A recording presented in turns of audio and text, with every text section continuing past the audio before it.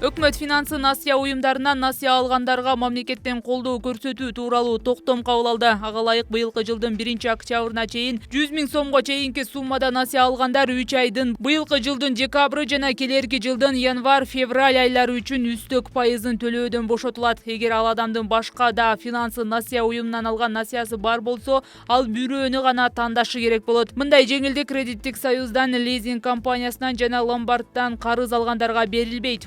13-ноябрда премьер-министр Садыр Жапаров кол койгон токтомго ылайык финансы министрлигине парламенттин тийиштүү комитети менен макулдашып, бюджеттен 1,253,216,000 сом караштыруу тууралуу тапшырма берилди. Кыргызстанда банктардан насыя алып, бирок кайтарып бере албай калган жарандардын маселеси олуттуу социалдык мүшкүлдөрдүн бирине айланган. Буга чейин алардын өкүлдөрү бир нече жолу акция өткөрүшкөн. Адистер насыя алууда ар бир адам финансылык мүмкүнчүлүгүн жана бардык тобокелчиликти эске алышы керек экенин, насыя алып той өткөрүү же буюм сатып алуу деген көрүнүштөрдү токтотушу зарыл экенин айтып жүрүшөт. Өлкөдө 22 коммерциялык банк бар. Жакан насыя уюмдарынын саны 140-тын тегерегинде. Улуттук банктын маалыматына караганда, 2019 жылы 600 000ден ашуун кыргызстандык жалпысынан 30 миллион сомдон ашуун суммага насыя алган. Бул акчанын көпчүлүк бөлүгү айыл чарбасына жана жеке муктаждыктарга берилген.